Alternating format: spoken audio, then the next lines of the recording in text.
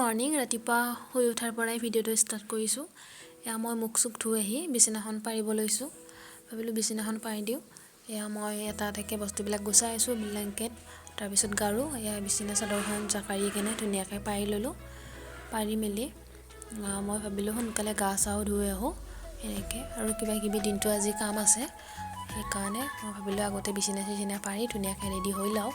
এয়া ধুনীয়াকৈ বিছনাখন পাৰা হৈ গ'ল, চাওকচোন কি ধুনীয়াকৈ পাৰিলোঁ। পাৰি মেলি এয়া মই গা চা ধুই আহিলোঁ। আহিয়ে মানে ৰাতিপুৱা মই চাহ নাখাওঁ, চাহ প্ৰায় 2 বছৰমানে হ'ল চাহ খোৱা বাদ দিছোঁ। মানে মোৰ গেছৰ প্ৰব্লেমৰ কাৰণে এনেকৈ চাহ খোৱাই নাযায়, ৰাতিপুৱাই অকণমান ভাত খাব চেষ্টা কৰোঁ। সেয়েহে মই খাবৰ কাৰণে লৈছোঁ ভাত অকণমান খাই কিনে মই মানে এবাৰ বিজয়নগৰৰ ফালে যাম।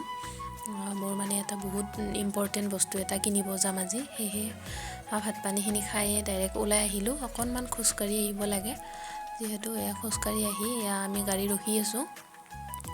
গাড়ী ই ৰিক্সাতে যাম বাৰু, সেয়েহে গাড়ী ৰখি আছোঁ। এনেকৈ অকণমান ৰাস্তাটোৰ ফালে ৰ'দো দিছে, ঠাণ্ডা ৰ'দ যিহেতু বহুত ভাল লাগে। এয়া ফাইনেলি গাড়ী আহিলে, ই ৰিক্সা। এয়া ধুনীয়াকৈ আমি ই ৰিক্সাত বহি ল'লোঁ, লৈ পেলাই গৈ আছোঁ আমি।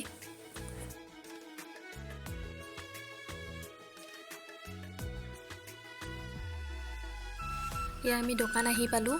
সেয়া মোৰ ইম্পৰ্টেণ্ট বস্তুটো হ'ল এইটো, মোৰ বহুত দিনৰ আশা আছিলে, ফাইনেলি আজি পূৰণ হ'ল। মোৰ মানে চিলাই মেচিন এটা মানে বহুত আশা আছিলে, আৰু মানে ভাবিছিলোঁ এটা চিলাই মেচিন ল'ম। সেয়েহে এতিয়াতো মই কমপ্লিটলি শিকিও ল'লোঁ, যিহেতু সেইকাৰণেতো বহুত বেছি দৰকাৰ হ'বই।